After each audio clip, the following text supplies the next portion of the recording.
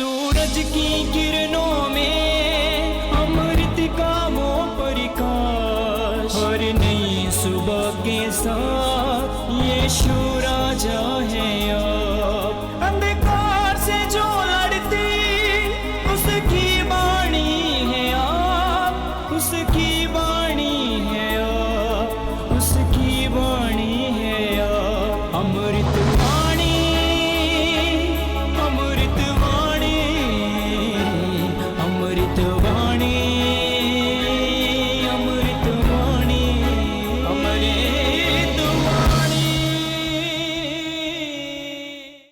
पहला पाठ प्रेरित चरित्र अध्याय 2 पद संख्या 42 से 47 तक। नए विश्वासी दत्तचित्त होकर प्रेरितों की शिक्षा सुना करते थे, भातृत्व के निर्वाह में ईमानदार थे और प्रसाद वितरण तथा सामूहिक प्रार्थनाओं में नियमित रूप से सम्मिलित हो जाया करते थे। सबों पर विस्मय छाया रहता था, क्योंकि प्रेरित बहुत सी चमत्कार एवं चिन्ह दिखाते थे। सब विश्वासी एक हृदय थे, उनके पास जो कुछ था उनमें सबों का साझा था। वे अपनी चल अचल संपत्ति बेचते थे और उसकी कीमत हर एक की जरूरत के अनुसार सबों में बांटते थे।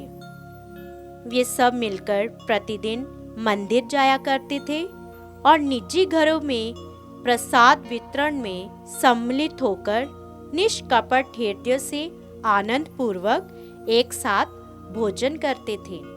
वे ईश्वर की स्तुति किया करते थे और सारी जनता उन्हें बहुत मानती थी। प्रभु प्रतिदिन उनके समुदाय में ऐसे लोगों को मिला देता था जो मुक्ति प्राप्त करने वाले थे। यह प्रभु की वाणी है। ईश्वर को धन्यवाद। भजन अनुवाक्य। प्रभु का धन्यवाद करो क्योंकि वह भला है, उसका प्रेम अनंत काल तक बना रहता है। प्रभु का धन्यवाद करो क्योंकि वह भला है, उसका प्रेम अनंत काल तक बना रहता है। इस्राएल का घराना यह कहता जाए, उसका प्रेम अनंत काल तक बना रहता है। हारून का घराना यह कहता जाए, उसका प्रेम अनंत काल तक बना रहता है। प्रभु पर श्रद्धा रखने वाले यह कहते जाएं, उसका प्रेम अनंत काल तक बना रहता है। अनुवाक्य। प्रभु का धन्यवाद करो क्योंकि वह भला है, उसका प्रेम अनंत काल तक बना रहता है। वे मुझे धक्का देकर गिराने चाहते थे, किंतु प्रभु ने मेरी सहायता की। प्रभु ही मेरा बल है और मेरे गीत का विषय। उसी ने मेरा उद्धार किया है। धर्मियों के शिविर में आनंद और विजय के गीत गाए जाते हैं। अनुवाक्य। प्रभु का धन्यवाद करो क्योंकि वह भला है, उसका प्रेम अनंत काल तक बना रहता है।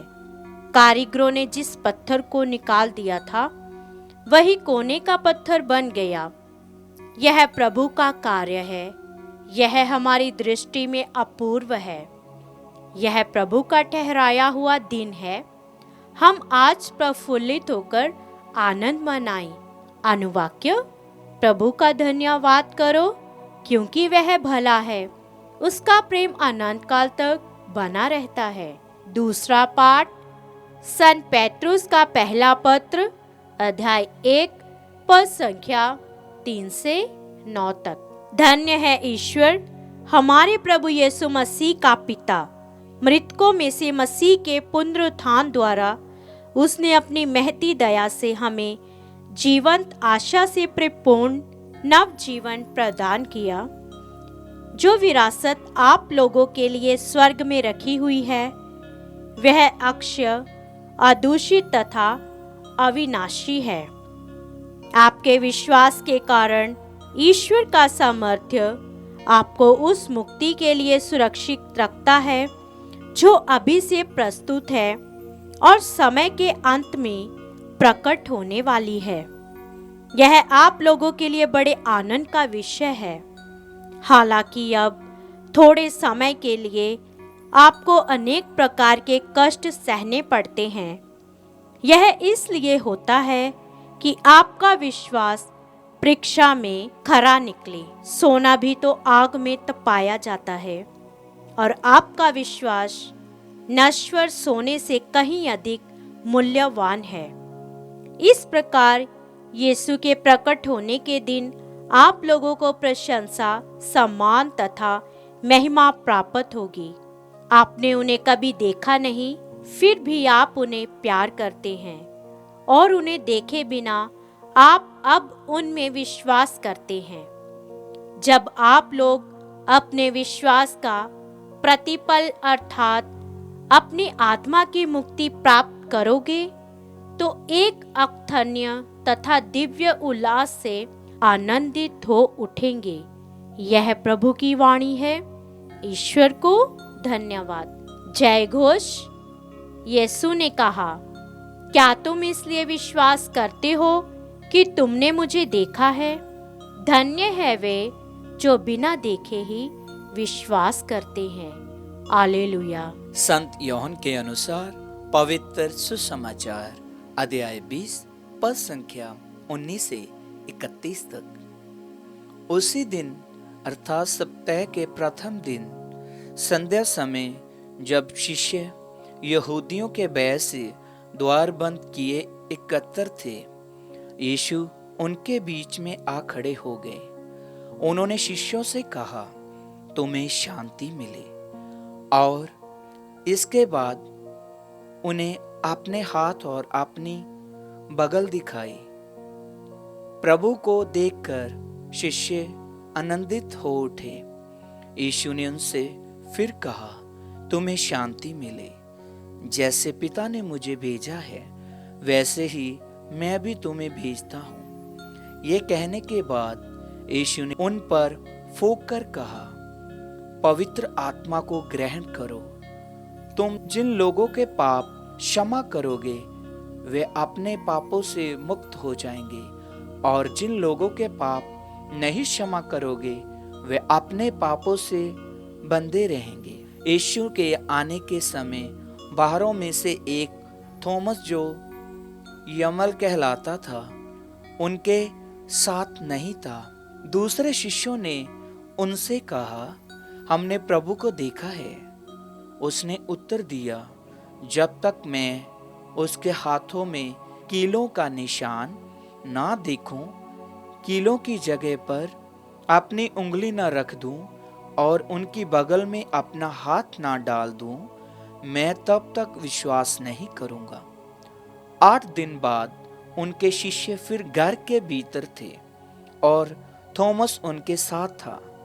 द्वार बंद होने पर भी यीशु उनके बीच आ खड़े हो गए और बोले, तुम्हें शांति मिले।